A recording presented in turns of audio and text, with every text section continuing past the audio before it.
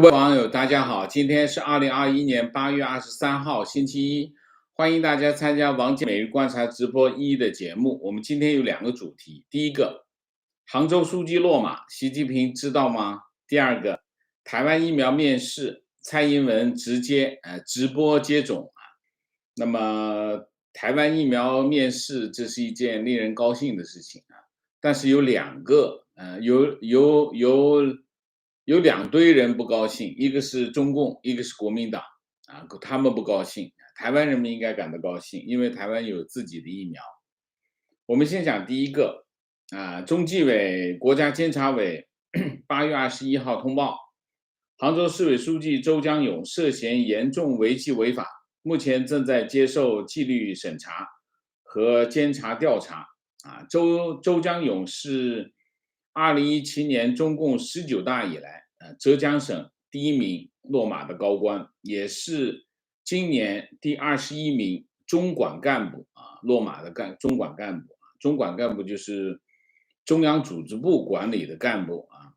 那么疫情期间，杭州召开这个全市作风考评大会啊，周江勇就在会上警告大家，当时代抛弃你的时候，连一句再见都不会说啊。这句话用在了他自己身上啊，也没人跟他说再见。那么8月21号晚上，浙江省委常委召开会议啊，省委书记袁家军主持会议。第一，传达中央对周江勇涉嫌严重违纪违法进行纪律审查和审查调查的决定。第二，省委坚决拥护中央的决定。第三，就是统一思想，警钟长鸣。第四，不能让这个政治上、廉洁上有问题的人蒙混过关啊。那么周江勇呢，现年54岁，宁波人，浙江宁波人。那么他其实一直就是浙江干部，一直在浙江。那么早年是当过老师啊，他的仕途起步于宁波下面有一个叫鄞县啊，鄞县在鄞县当这个团委书记啊，然后他是18大之前，主要是和这个浙江省委组织部的部长沈耀耀啊，沈耀耀他的姐姐，他跟他关系不错啊，他们来往的比较多。那他有提携他，但是主要还是在18大。18大之后，他是原来的宁波市委书记啊，叫巴音炒卤。巴音炒卤其实和这个胡锦涛和这个李克强有关系，因为他们原来都是共青团系统。但后来巴音炒卤在宁波做书记，然后跟这个习近平搭上关系就不错，所以呢，周江勇的仕途主要靠的是谁呢？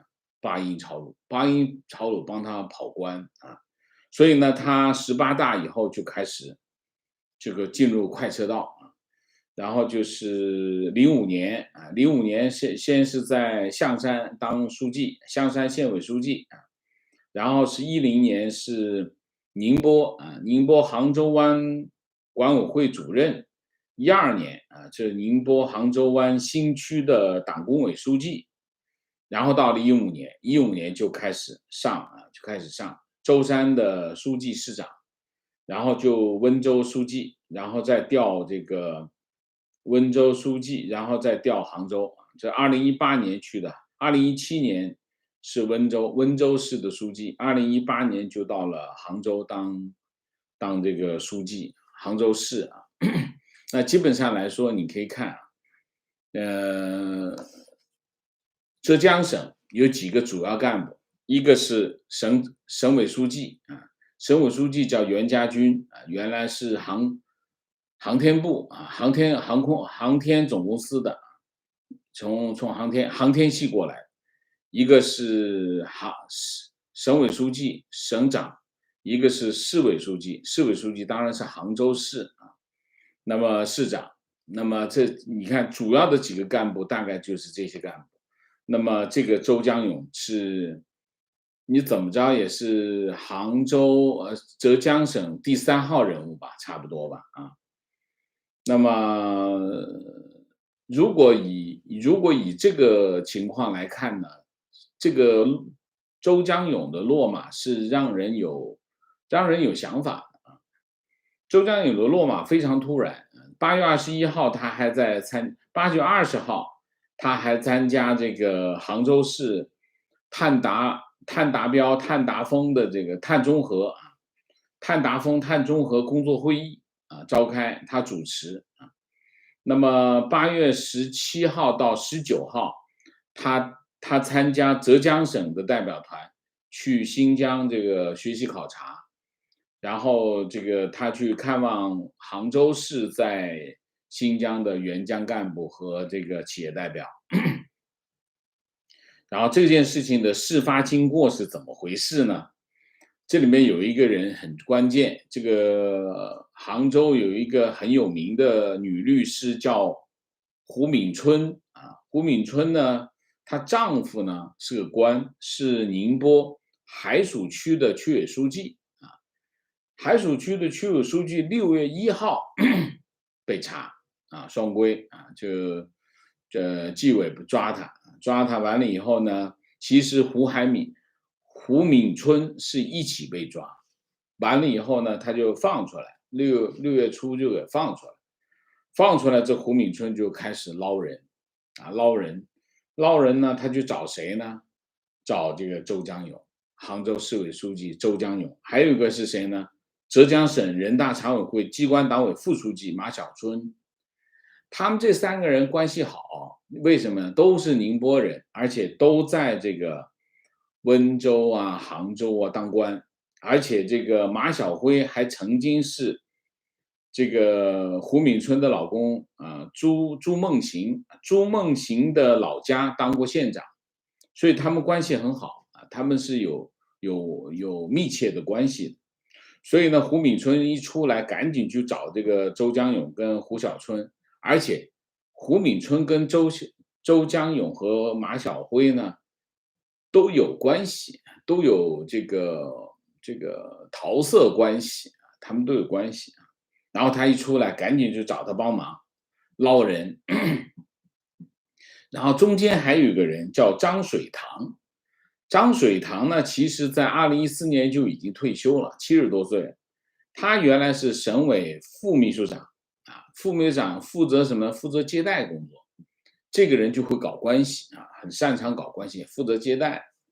他就帮着这个胡敏春呢穿针引线，安排着见人捞人的事儿啊。所以呢，但是呢，这个胡敏春找了这个周江勇和马晓辉之后呢，这2人没动弹啊，没理他呢，这个胡敏春就急了啊。那么纪委呢，就第2次再找胡敏春谈话，谈话他就说我得找一个谈话可以找一个没有这个浙江背景的谈啊，那么就安排了一个没有浙江背景的跟他谈，他就稀里哗啦把这2个人给举报了，就是一个是马晓辉，一个是周江勇，把他举报了。举报他完了以后呢，目的是什么？目的就是立功，我得立个功，把老公救出来。所以娶老婆得娶这样的老婆啊，这老婆真的是下功夫啊。然后呢，有个网友，有个 YouTuber 啊，他叫这个蒋网正，蒋网正也在这个 YouTube 上面开了个频道，大家可以去看一下。他就说了一些这个案子的这个细节啊，他说了一些细节。他说什么呢？这个案件呢是由浙江省纪委书记许罗德负责啊，他是纪委书记亲自负责这个事情。这个事情汇报完了以后呢，许罗德呢就找这个省委书记袁家军汇报，袁家军就说你要向这个中纪委报告。然后呢，许罗德呢就没有向这个中纪委呢有2个副书记啊，一个是叫许令义，一个是叫杨晓超。杨晓超是中纪委的秘书长，官儿更大一点。然后许令义呢是有浙江背景，杨小超呢是江苏背景啊，然后他就许德罗呢就没有找这个许令义啊，就找了这个杨小超秘书长，因为他江苏背景，江苏背景是有点避嫌嘛，他这个讲法呢就有点暗示这个周江勇呢为什么会落马，就是因为没有找到，有点轻视这个事儿了，没重视。然后在这个纪委核查事实的过程当中，核查事实啊，打电话问一下，你这个是有没有这个事儿啊？哎，这个马晓辉一接到这个电话，收了所有东西，就去投案自首。投案自首之前还凑了2000万，给这个廉政账户打了2000万，然后就去投案自首了。这个说拎得清啊，明白怎么回事啊。然后那个张水堂其实跟他没什么关系，不过呢，他穿针引线，一想这事儿一问起来，这心里打鼓怎么办？我也投案吧。所以张水堂跟这个马晓辉稀里哗啦就先去投案了。投了案呢，周江勇呢就心存侥幸，就没投案，没投案啊。这个案子是上海纪委派的人从上海直接去了杭州，两路人马，一路往这个办公室，一路去家里抓人，再去办公室拿证据啊，稀里哗啦就把人给抓了。所以这个蒋网正呢就说，这个周江勇被捕有3个原因啊，一个原因是因为第一个原因是蓝城集团公共情人的问题，他没说公共情人到底是谁，我不知道是不是没说是谁。然后这个蓝城集团里面有几个事儿，一个是杭州萧山安置房项目，周江勇介入的很深。那么安置房的项目都给了谁呢？给了蓝城集团和滨江集团啊。那么周江勇的一个姐姐和他弟弟分别在这2家公司当高管。那么而且蓝城集团说蓝城集团有周江勇的一个情人啊，这是第一个事儿。第二个事儿就是什么呢？就是周江勇、马晓辉和胡敏春的关系，就是所谓的公共情人的关系，这是第二个。第三个呢，讲的就是这个周江勇通过他弟弟和他姐，就凑了5亿啊。后来你后面看就知道，这5亿哪来？银行贷的款，借5亿，在这个蚂蚁集团上市之前突击入股，而且买的是原始股，还不是这个后来的股，是原始股啊。然后后来这个蚂蚁集团上市失败之后，资金退回，还了多少呢？退回了5亿2千万，给了4%的这个补偿。那么这大概是一个这样的事儿，所以说周江勇被捕的3个原因啊。然后为什么胡敏春能够举报这些事情呢？胡敏春呢，他律师啊，他的律所，他律所很厉害，浙江很多县都是他的代表，法律代表啊，县政府的法律代表，还有很多这个浙江省的这个重点工程啊，他帮这个浙江省重点工程做法律顾问啊，所以他在浙江省的人脉很厉害。因为当然她老公是宁波市的海曙区的区委书记，也有关系啊。然后呢，他就他跟什么呢？蚂蚁集团上市啊，蚂蚁集团上市，这些浙江省的官啊，就各路人马啊，都要突击入股，那这都捡钱。然后这个胡敏春呢，就帮着干什么呢？帮着干这个突击入股的事儿，联系他律师嘛，帮着一起安排这个事情。甚至后来上市失败，甚至一些资金的这个，然后又把钱退回去。他甚至知道什么呢？资金的这些路径安排，如果他能知道资金路径的这个安排的话，那就是相当核心的人物啊。这是一个，所以胡敏春掌握这些情况，所以他能够举报啊，这是一个。另外一个就是周江勇，周江勇跟马云的关系啊，这段时间最近这件事情一出来，马上新闻，周江勇和蚂蚁集团上市有关啊，这个就出来，然后就跟马云有关。我看了一下啊，就是新闻上面跟周江勇跟马云的关系都在2019年，一个是2019年的9月7号，杭州市举行仪式，授予马云这个功勋杭州人的这个荣誉称号，这是一个。另外一个是9月12号，这个杭州市政府跟阿里巴巴签订一个全面深化战略合作的协议，啊，这是第二个。第三个，2019年的双11，然后这个周江勇去阿里巴巴总部祝贺这个破纪录，然后马云赔，基本上你可以看。周江勇和马云的交集都基本上集中在2019年，到了2020年，两个人交集的新闻就没有了啊，这是一个啊，就你可以看到这个关系，这个关系你说它密切吗？应该是非常密切。你想一下，杭州、阿里巴巴、蚂蚁集团都在杭州，杭州地面上，马云的阿里巴巴也好，这个蚂蚁集团也好，握着一堆的钱，然后跟地方这些关系，那你想想什么情况啊？所以浙江省杭州市跟马云的关系不密切才见鬼了呢。而且当然这里面有大量的这种白手套啊，这个利益的往来啊，这个是一定的啊，这是一定的。但是你看啊，周江勇在去年他跟马云就不往来了，私底下不知道，但是你看公开场合就没有往来了。今年就更不用说，所以说周江勇跟马云关系密切，你也只能说他是私下密切，他私下一定会密切，因为一定会有很多利益输送在里头。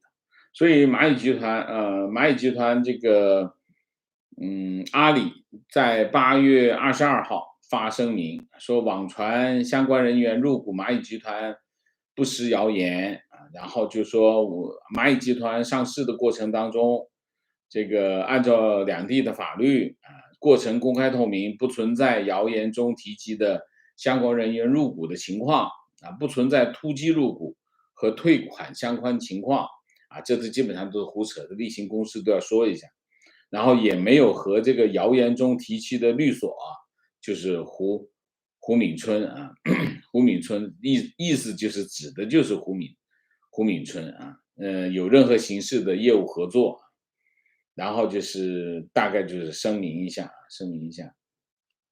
8月23号，中纪委国家监察委网站出了一个消息，说杭州市纪委监察委部署开展影响亲清政商关系突出问题的专项治理。这项专项治理主要聚焦领导干部防止利益冲突事项自查自纠，领导干部违规贷款专项治理回头看，以及规范领导干部配偶、子女及其配偶经商办企业3个方面，覆盖全体在职以及近3年以来退职、离职市管领导干部，然后全市各地各单位同步开展本级管理干部自查自纠。这就是周江勇落马之后的后续的工作，善后工作，证明什么呢？证明周江勇落马一定和蚂蚁集团的股票有关系，跟这个之前讲的这个5亿贷款5亿突击入股是有关联的啊，否则不会做这个动作的。那这件事情有几个影响，第一个影响就是跟习近平有关。这新闻一出来，我一看，浙江出事儿了啊！这所有人都第一个反应，就浙江出事儿了啊！然后是不是这是第一个反应？第二个反应就是习近平地位是不是受到影响啊？为什么？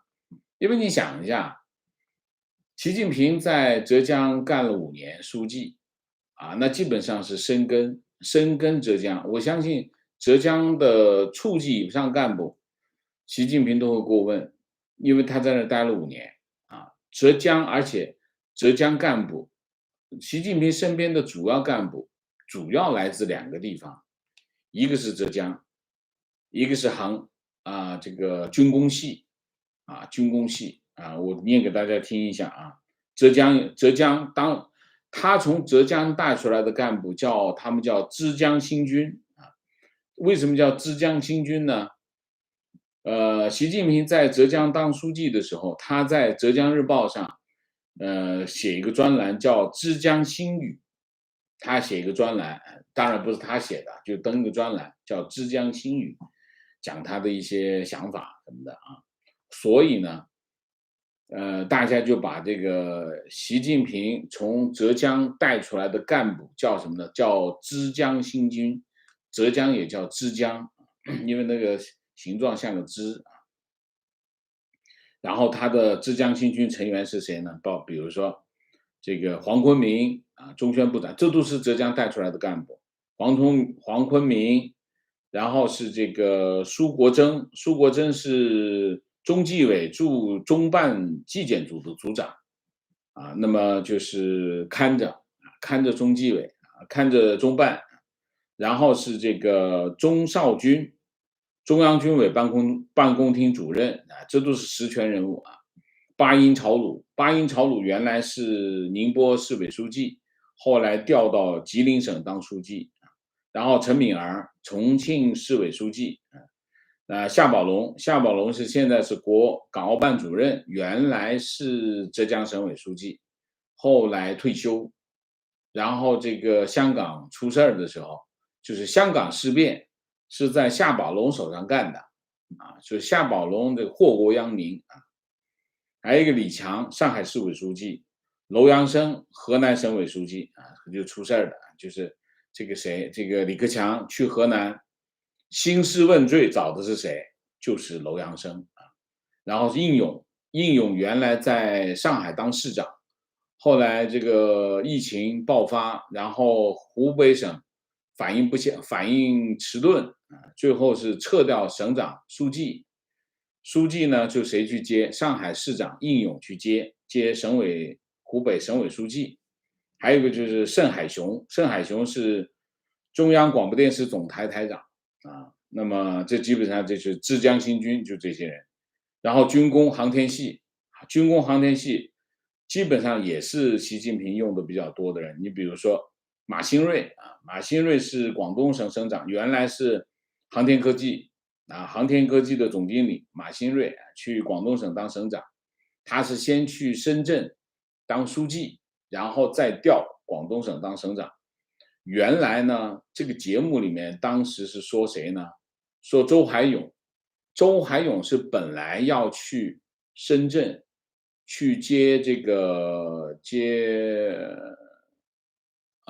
王中军不是王中什么黄中总之是接深圳市委书记。现在的深圳市委书记是准备去山东省当省长，这跟这个马兴瑞是有点像然后是兵器工业部的总经理张国清调到这个辽宁省当省委书记，然后是航天科工许达哲现在在湖南当书记，航天科技的副总经理袁家军现在在浙江当书记。所以你可以看习近平用的2拨人，一波是浙江的人，一波就是军工航天系那么为什么是这2拨人？一头是什么呢？习近平其实当官当的时间最长是在福建，但是在福建他最大当到宁德地区的书记，官很小，他身边的那些人都是歪瓜裂枣，用不了，所以他在福建带走的人也就是像这谁像这个叫什么来着？这个北京市委书记北京市委书记是他带去的，还有就是发改委的主任是福建带去的官啊，其他的都不是啊，都不是那边的。然后就是军工，爱用军工系统。为什么爱用军工系统？军工系统它有两个特征，一个特征呢，它军队色彩，讲纪律、听话；另外呢，它又是做生意，这两头搭，它保持灵活性、弹性，所以军工系统出关也出关。大概就是一个这样的情况。所以呢，你可以看，就是说，你在整个的，就是说，在整个的习近平的第二个任期里头，浙江没有官员落马，主要官员没有落马的。那你现在突然一下，哎，怎么落马了呢？大家就会觉得，是不是习近平看不住自己地盘儿了呀？会有个这个看法，这是第一个。第二个，但是这个看法是有漏洞的，什么漏洞在哪里？大家要知道中共的这种上级这个派系的关系啊，派系的关系是主仆关系，什么意思呢？就是你跟着他，你就是他的奴才，你跟这条线，就是你对上面不能有要求，你就是无私奉献啊，你没干好呢，一脚给你踹，你也没话讲。但是呢，有一些官呢，上面的官呢，他会护底下的人，有些不护，完全不护，不听话，或者是出了事儿一脚就踹，不管，完全不管。这谁是这样的人呢？朱镕基是这样的人。朱镕基的几个，像什么，像朱晓华，朱晓华是他的爱将，出了事儿不管。那有些就管，谁管？江泽民就管。江泽民他底下的人，他只要他认可的人全保，所以江泽民的人不出事儿。但是朱镕基的人，你没干好就照办，照样办。习是什么人呢？习就是江泽民这种风格，只要是我的人，出什么问题我都保。但是也不一定，就是你得看哪个层级。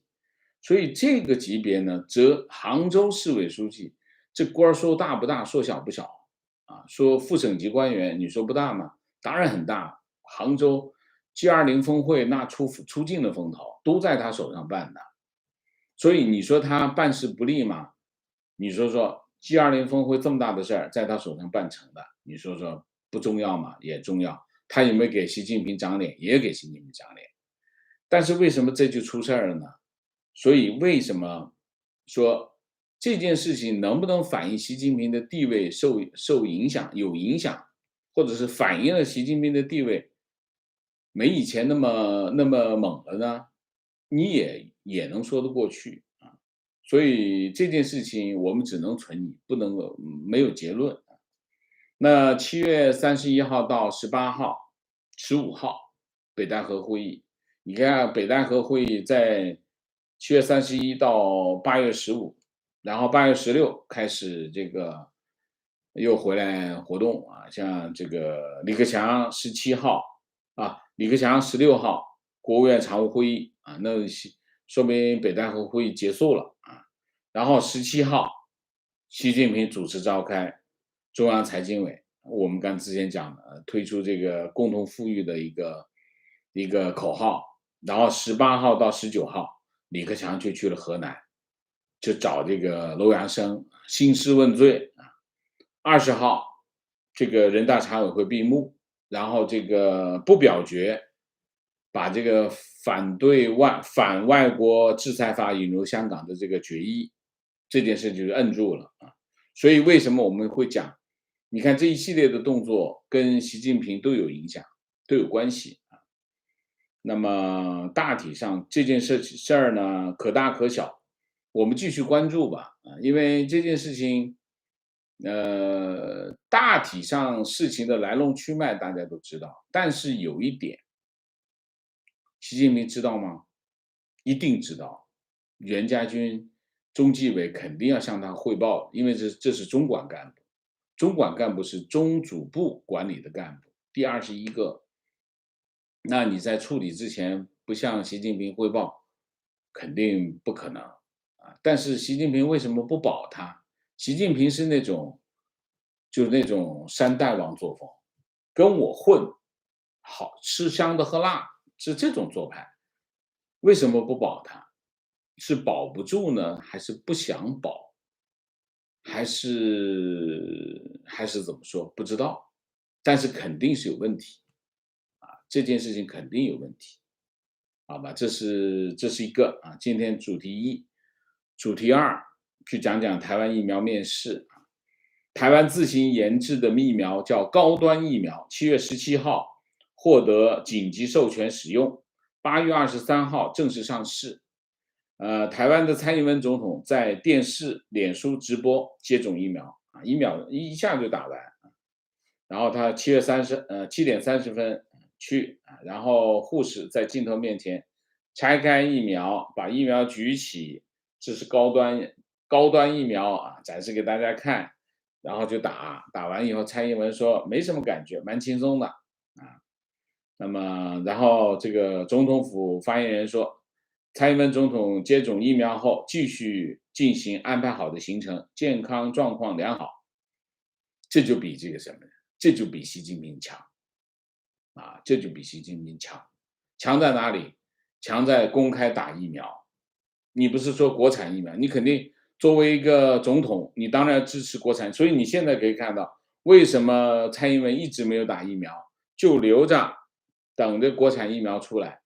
那中国也有国产疫苗啊，你有没有见这个习近平在电视面前，那大家来打疫苗，打疫苗，然后我就现场直播打个疫苗，打给大家看，科兴也好，这个中生也好，反正就国产疫苗打，有没有？没有。我们之前一直有一个疑问，这个疫苗为什么中国的疫苗完全无效啊？这已经无数人都证明了它是无效的，但是各地在疯狂的在打疫苗，用尽令人发指的手段在打疫苗，为什么？今天有答案，我念给大家听一段话。台湾这个疫苗呢，我是这样的啊，我就又看到这个谁呢？我就先把台湾疫苗讲完，我再来讲。这个中广董事长赵少康在8月22号脸书上说坊间盛传蔡英文4月份已经在台协会打了2剂 BioNTech 疫苗，而且他说呢，他有责任，要蔡英文在9月6号打了高端疫苗的14天后公开抽血检查抗体。你见过有人这样对待自己的国家元首吗？没有吧？所以赵少康基本上，你说他是流氓也行，你说他是个混蛋也行，基本上是这样。他在帮中共做中共做不到的事情，所以我就讲，台湾自己有了自己的疫苗，最不高兴的就是中共，还有谁？还有国民党，这两个兔崽子就不高兴了。你想一下，自己有疫苗了，面对一个这么严重的疫情，这得多高兴的一件事情。你看国民党高不高兴？完全不高兴，这就不是为台湾人民着想的这一个政党。所以台湾人民一定要看清楚，想办法把他们选掉，让他们变成泡沫，爆炸掉就好了啊。台湾有了自己的疫苗，我为什么今天一定要讲这个事情？因为台湾有了自己的疫苗，台湾就主动。为什么？买疫苗不容易呀，想办法，各种想办法，对吧？又有受政治影响，又被大陆打压，又还排序，你还得排序，对不对？各种影响。你先有自己疫苗多好。所以我一直认为，台湾研制自己的疫苗，从任何一个角度来说都是非常好的事情。说明第一，台湾自己的科技水平可以啊，有水平啊，这是第一个。第二个，台湾的民进党政府在这个问题上非常清醒，非常明白。国民党祸国殃民，台湾人一定要搞清楚啊。然后我讲讲为什么，你可以看到全国各地发疯了一样打疫苗，各地政府，我之前我认为这背后肯定有利益，从现在来看不是，我的判断不对。为什么？我念一段话。8月19号下午，安徽省新冠病毒疫苗接种工作视频会议召开。全省会议结束之后，这个淮安市的市长，然后就是疫情指挥部的副指挥长叫秦卫国，在淮北市不是淮安市，淮北市的分会场做了一个讲话，这个讲话稿被人截了屏，然后他们淮北市的网站把这段讲话给删掉。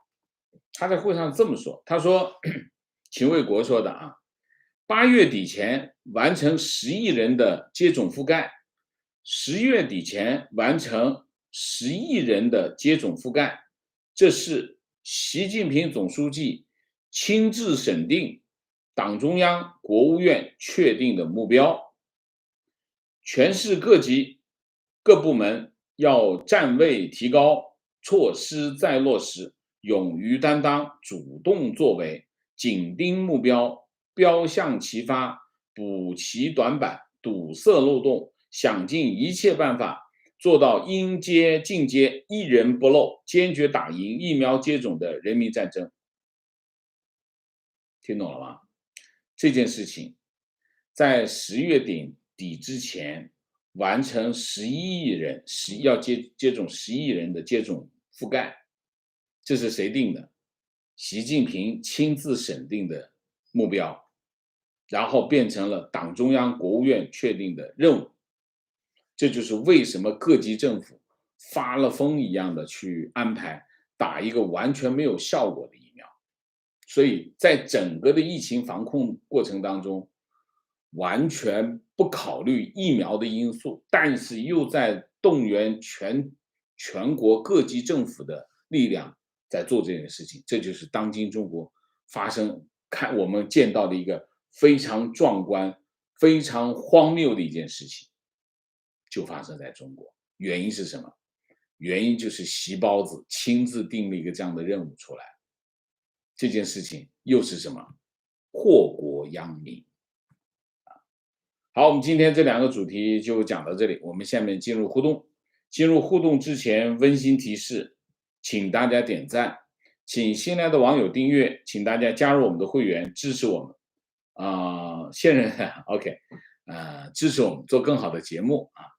那更正一下我刚才讲这个深圳市委中心叫王伟忠王伟忠是要去山东做省长，然后就是原来是马兴瑞马兴瑞是去了广东省当省长刚才口误，刚才我忘了姓什么明谢克群，谢谢正能量，谢谢 blank 陈，谢谢我再推广一下我们的 Patreon 账号。Patreon 现在最近也有一些网友开始加入我们的 Patreon。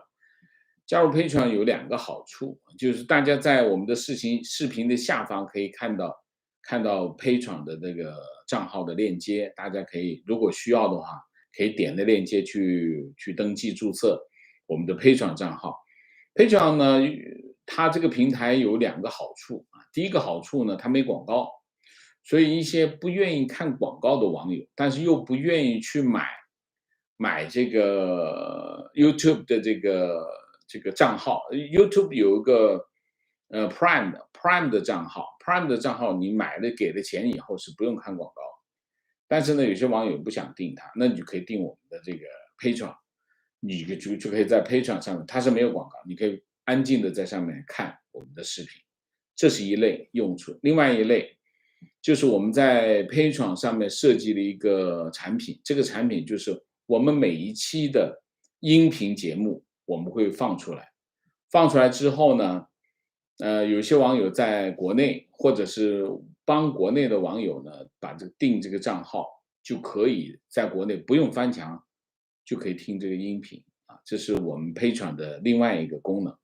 当然，我知道不管是订哪一个 Patreon 的账号，包括不管是订 Patreon 还是这个 YouTube 的会员账号，你们都是支持我，我都表示感谢，谢谢大家好。好，观点，王老师对这件事挖得很深，确实与马云的蚂蚁金服有关。去年中央对蚂蚁叫停前几天，周江勇还在宣传杭州市政府给蚂蚁集团杭州转塘镇地块，以支持它的发展。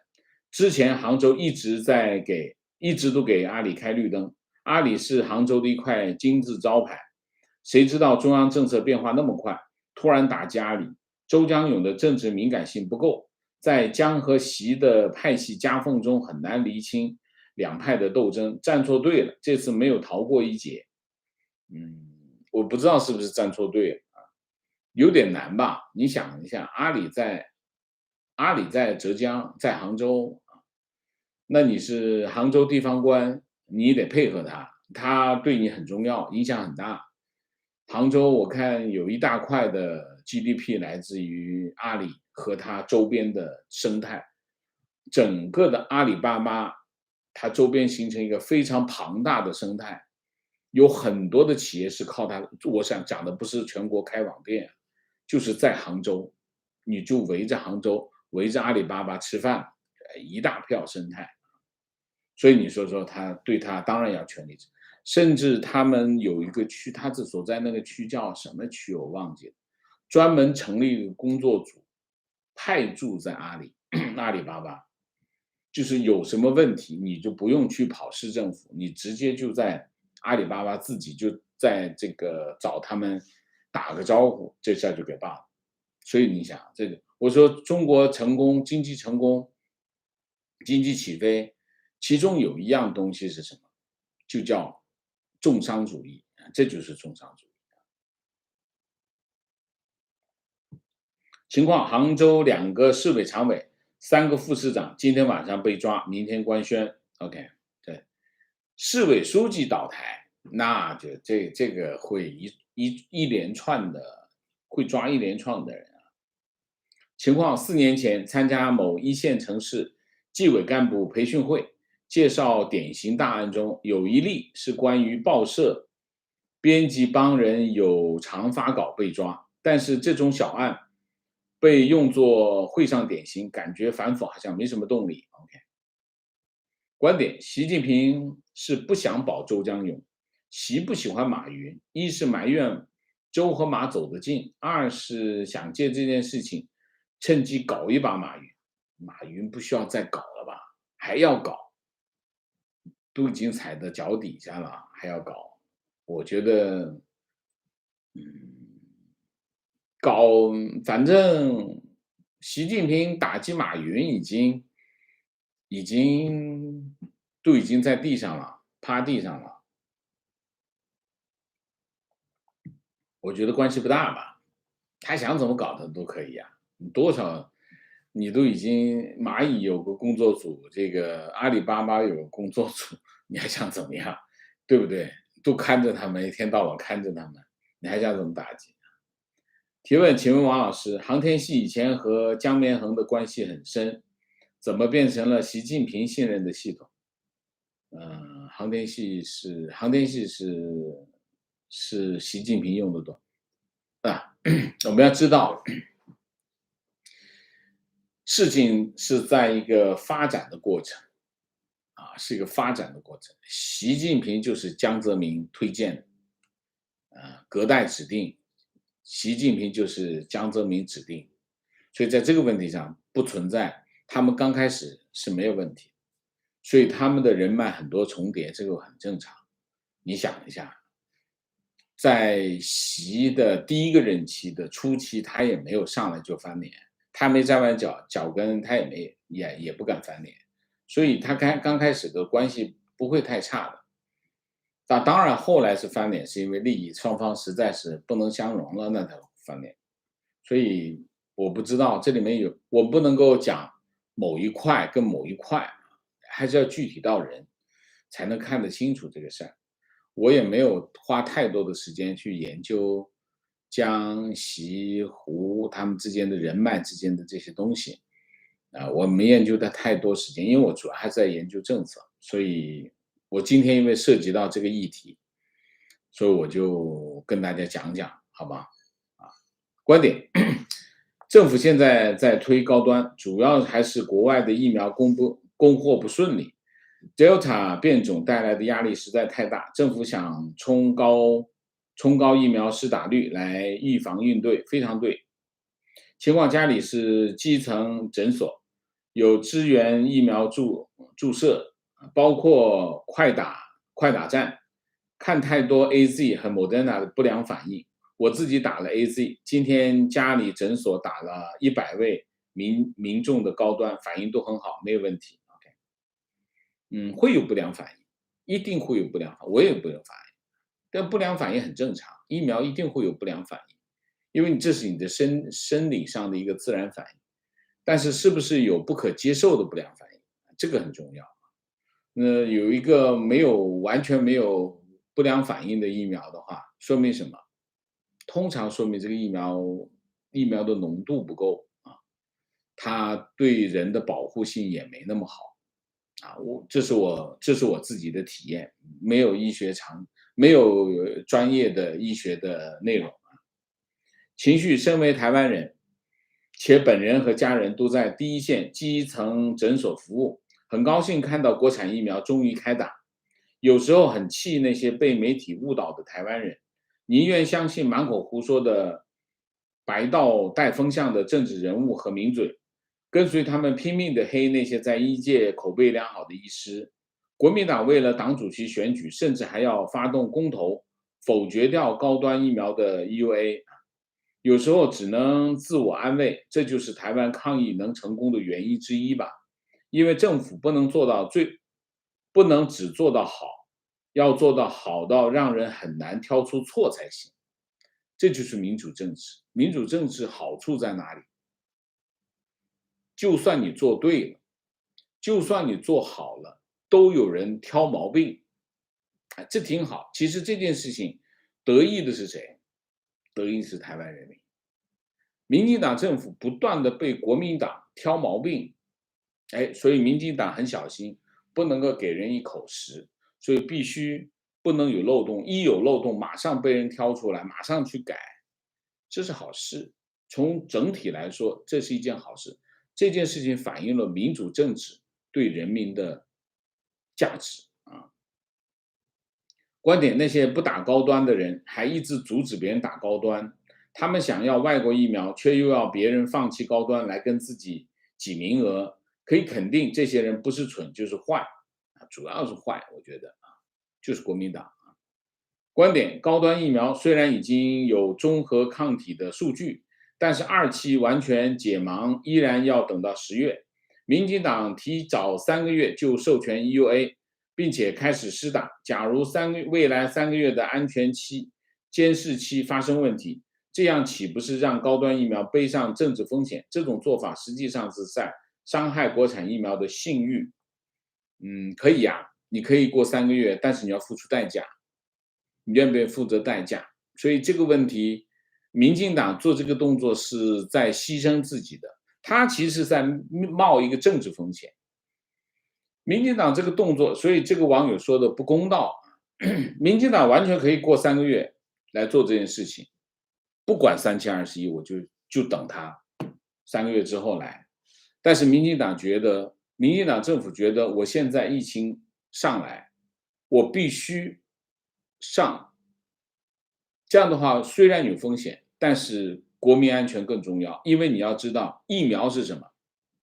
疫苗就是权衡。什么的意思？美国也是没有完成3期啊，BioNTech 也是都是没有完成3期，都是紧急使用啊。为什么紧急使用？因为你再不出来的话，人都死光了，你有什么用？你要真的把这个按照整个程序完成的话，那还要多长时间？还有很长时间。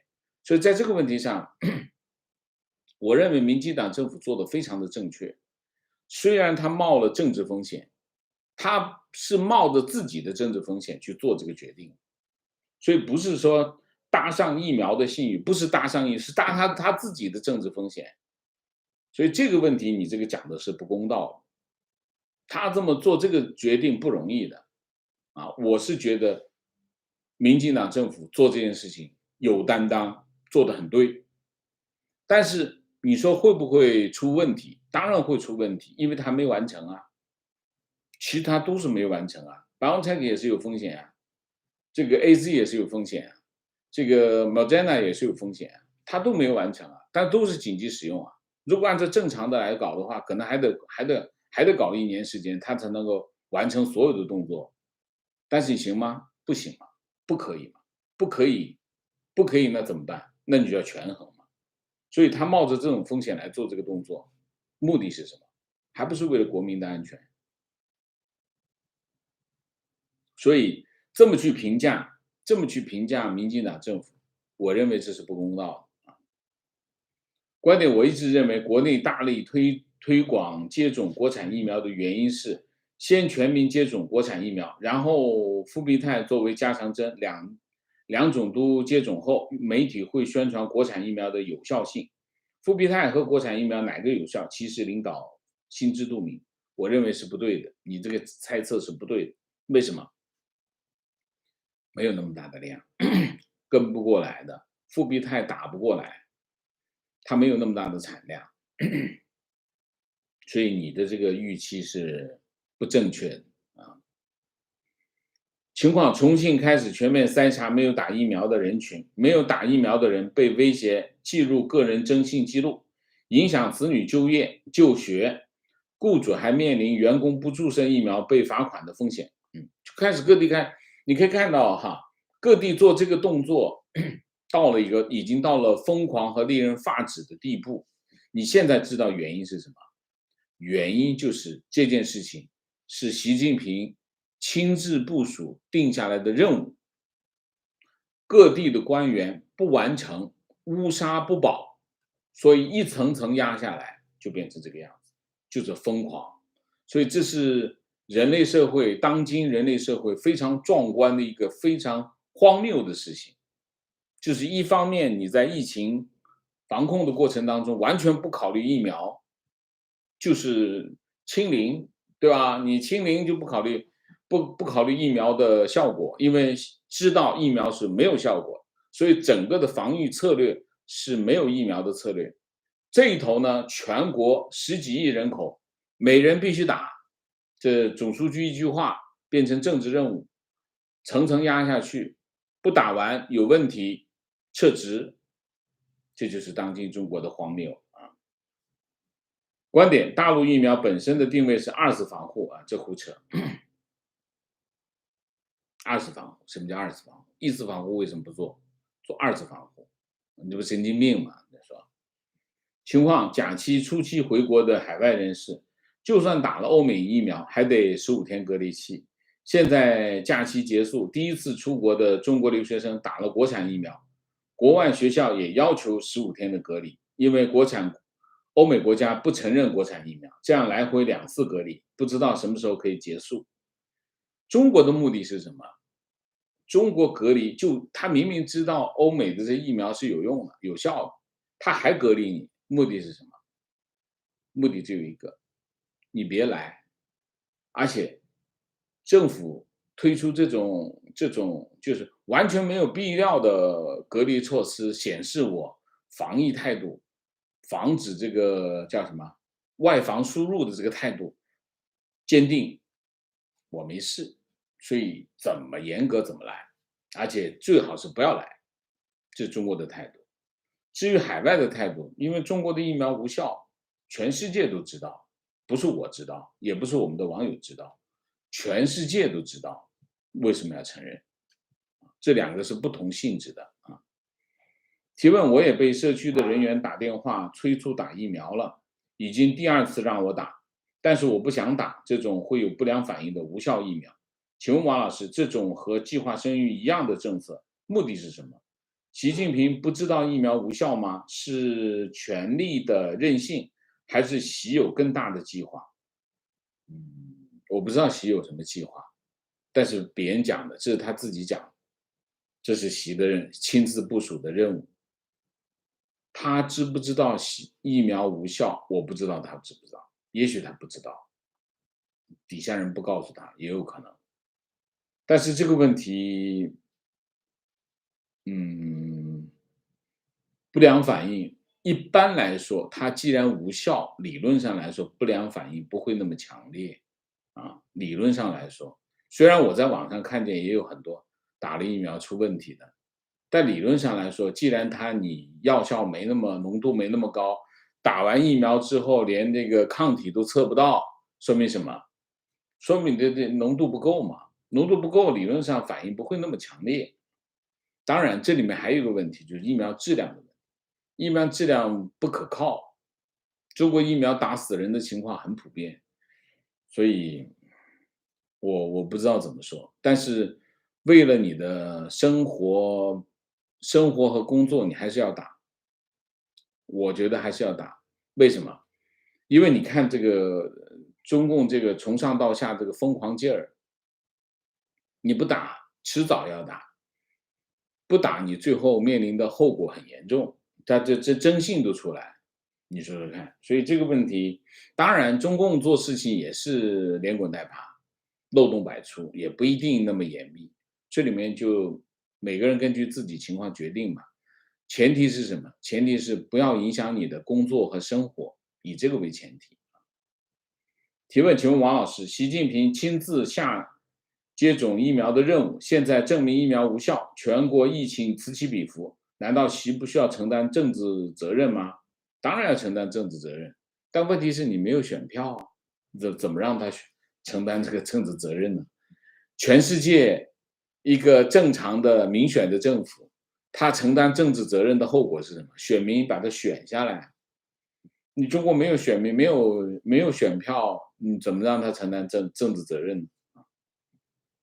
提问，请问王老师，习把马云踩在脚下的时候，马云是命运已经和资本主义画上等号，打击马云是否说明了资本主义正在面对中共的打击？当然可以这么说，可以这么，也不叫资本主义，我觉得叫市场经济嘛。观点：灭霸最近打击所有的产业，所有的公司几乎都有海外上市的背景，其背后都有反习的红二代或者是江派势力。习还是在打击政治对手的金库，为连任保驾护航。嗯，我不觉得，我不觉得是打击政治对手的金库。这里面的利益你知道，可能是江的金库，也可能是他自己亲戚的金库呢，这讲不清楚的，不好说啊。观点：台湾学界跟审查委员会对高端移民疫苗意见认为，目前数据并没展现实际病毒临床防护力，目前正在巴拉圭进行3期临床试验，以及未展现对现行变种病毒 Delta 的实验数据，这些数据必须在1年 EUC 进行补正，否则 EUC 会失效。还有就是是否要补打第3针才具备真的有效防护？高端次单元疫苗还有另一个重点，就是可以让12岁以下儿童、幼儿将疫苗防护层面补齐。所以未来的实验跟数据仍然要继续搜集跟作业，非常对，就是没做完，就是没做完，就跟当年某 d e 这个辉瑞他们疫苗的情况是一样，第3期都没做完。情况：上海教师群里风声鹤唳，各种传言，许多机构今天开始关闭初中课程，秋季关闭双休日课程，传言明天开始私下摸查，大学生5倍罚款，传言中央调查组已经到了上海，徐汇非洲国际一栋楼被查，有些地方1对1也罚款，罚款是到指定账户。虽然发布信息是8月27号开始，但是明天就已经开始摸查。哎，中共干这种坏事干得非常熟练，非常熟练。反正大家不要抱有幻想，我还是那句话，教培行业团灭，做这个生意的人，K 到12的这个课外的这个跟教学有关的这些内容，全部大家都不要抱任何幻想，转移做其他的吧。这个很重要。情况：坐标杭州，外教机构迪兰英语没课上，学费不给退，上百家长在公司总部维权，我是其中之一。警察维持现场，老板说我们没有外教，也没有宗教，也没有钱退，随便吧，很难过。难过不是因为他不给我退钱，是因为我们双方本质上都是受害者，而受害者还在互相伤害。观点：最近看了某 YouTuber 说，中国喜欢万国来朝的一个重要原因是统治者用来展示给国民，向国民展示自己的强大和坚决。这点可以解释为什么中国要用这么严酷的手段来展示性的防疫，也是给国民制造一个虚幻的强大。你看一下现场那个混乱，还强大什么？我不知道他有什么好强大的。提问：2年前浙江有个举动，政府干部进驻企业，帮助企业解决问题，这就是杭州开始啊。请问王老师，是不是会培养很多这种政商勾结的腐败案例？腐败不在这里发生，腐败在哪里发生？腐败在你看不见的地方发生。所以，腐败这种动力不需要进驻企业才会有啊，腐败的动力一直在有啊，不需要这些形式啊，你说呢？我觉得浙江做这个动作很明显，这是重商主义的一个表现。也没什么，我不觉得从社会层面来说，这肯定是个社会不公。如果你要针对 A 做，你就应该针对所有企业做，但它又不是嘛，这是明显是社会不公嘛。那但是另外一个层面，你说它有什么坏处呢？你说会导致腐败，腐败跟这个没有关系，腐败你啥都不干，它一样腐败。情况：一对朋友夫妇在美国打了2针Moderna回国，先在上海隔离2周，500元一天，另加100伙食费。回武汉，再在旅店隔离2周才能回到家里。他就是这样对付。中共最厉害的是什么？就是对付中国人，就最厉害啊！中国人也就是被他对付啊。然后中国人在海外呢，非常碰不得啊，一碰呢就会喊，但是一回中国怎么收拾他都没办法啊。情绪：欧美国家并没有完全不承认中国疫苗，欧洲很多小国都是承认啊。那你这么说我没话讲。明谢、唐伟，谢谢刘艳，谢谢 Helen， 谢谢杨，谢谢 G， 谢谢Sophie， 谢谢，佩服王老师把杭州问题分析的透彻。习近平打家里却打到了浙江新军，但又不保周江勇，值得疑惑。我觉得习有点乱，我觉得习是有点乱了。好，我们今天的节目就到这里，感谢大家的参与，我们下个节目再见。再见之前，请大家点赞，请新来的网友订阅，请大家加入我们的会员，支持我们做更好的节目，做更好的自己。谢谢大家，谢谢。